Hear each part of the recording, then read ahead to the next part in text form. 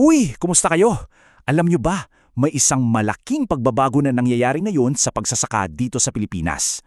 Pag-uusapan natin ngayon kung paano yung dating problema ng sobrang ani, yung mga nasasayang lang, ay nagiging daan pala para sa isang matagumpay na negosyo para sa ating mga magsasaka. Tara, simulan natin! Sige, para maintindahan natin yung solusyon, kailangan muna nating silipin yung pinakaugat ng problema. Kasi bakit nga ba sa kabila ng lahat ng pagod at sipag nila, marami pa ring magsasaka ang hirap na hirap? Ayan!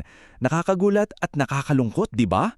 Isipin nyo na lang, yung mga taong nagpapakain sa buong bansa, sila pa yung napipilitang itapon yung sarili nilang ani. Daan-daang kilo ng kamatis, pinagpapaguran yan pero tinatapon na lang. Bakit? Dahil sa sobrang dami ng suploy at walang siguradong mapagbebantahan. Yan yung malupit na katotohanan sa agrikultura natin. So yun na nga ang malaking tanong. Bakit ba parang paulit-ulit na lang yung ganitong kwento? Alamin natin ngayon yung mga dahilan sa likod nito, hindi lang yung sintomas na nakikita natin sa balita. Kasi para sa isang magsasaka na nag-iisa, para kang lumalaban sa isang higante. Madalas, wala silang organisasyon, kulang sa impormasyon kung ano ba talaga ang kailangan ng merkado. Paano nila malalaman kung sibuyos ba o kamatis ang mas kailangan sa Maynila next month? At dahil mag-isa lang sila, wala silang lakas para makipagtawaran para sa mas magandang presyo. Talagang dehado. Pero dito na nagiging interesante ang lahat. Dahil may isang paraan pala para mabago ang buong sitwasyon. Isang simpleng pagbabago lang ng pananaw. Mula sa pagiging magsasaka lang patungo sa pagiging isang negosyanteng magsasaka. At ito yung konsepto ng agro-entrepreneurship. Simple lang yan. Hindi na lang ito tungkol sa kung paano magpatubo ng halaman. Ito ay tungkol sa pagpapatakbo ng sakahan bilang isang tunay na negosyo. So, yung tanong, hindi na lang anong kaya kong itanim, kundi ano ba yung hinahanap ng market na dapat kong itanim para siguradong may kita. Dito sa comparison na to, kitang-kita yung malaking pagkakaiba. Kapag nag-iisa ka, nasa awa ka ng mga middleman.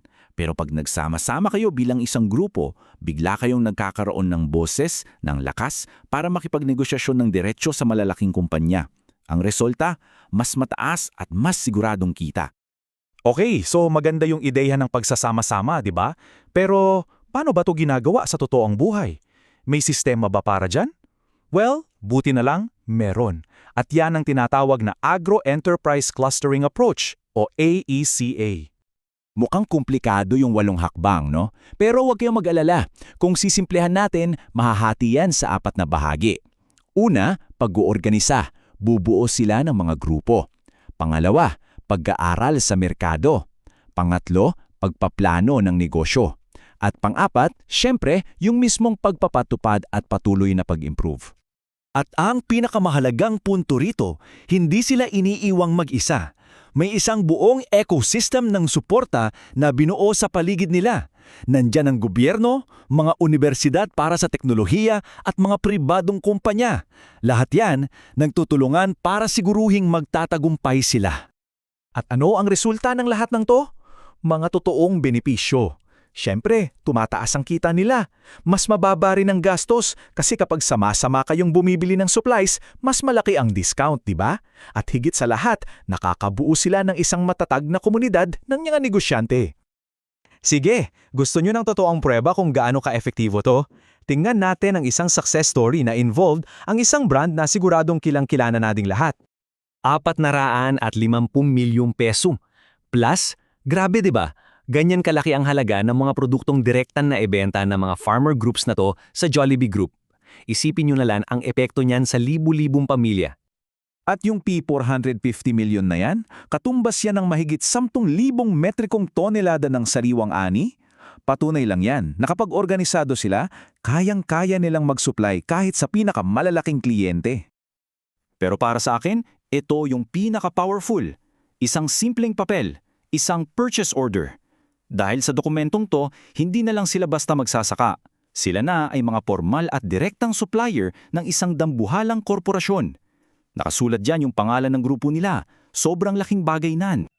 So, malinaw na panalo ang mga magsasaka dito, di ba? Pero ang maganda sa modelong to, hindi lang sila ang nananalo. Ito ay isang win-win situation para sa lahat ng involved. Panalo rin kasi ang mga buyer tulad ng Jollibee. Bakit? Dahil nakakakuha sila ng supply na consistent, dekalidad at alam nila kung saan mismo nanggaling yung produkto. Isang transparent at maaasahang supply chain na mahirap makuha sa tradisyonal na sistema. At itong quote mula sa legendary coach na si Phil Jackson, ito ang perpektong buod ng lahat ng pinag-usapan natin. Ang lakas ng bawat magsasaka ay nanggagaling sa grupo, at yung lakas ng grupo nanggagaling sa bawat isa sa kanila. Nasa pagkakaisa talaga ang susi. So ayun, nakita natin kung paano ang isang pagbabago sa pananaw at ang lakas ng pagtutulungan ay kayang-kayang baguhin ang isang buong industriya. Mula sa nasasayang na ani tungo sa isang matatag at siguradong kabuhayan. Kaya bilang pangwakas, iiwan ko kayo sa tanong na to. Kung nagawa ito sa pagkain, kung posible pala to para sa ating mga magsasaka, ano pa kayang ibang mga industriya ang pwede nating baguhin gamit ang ganitong modelo para bigyan kapangyarihan yung mga nasa baba at ayusin ang buong sistema para sa ikabubuti ng lahat? Pag-isipan nyo.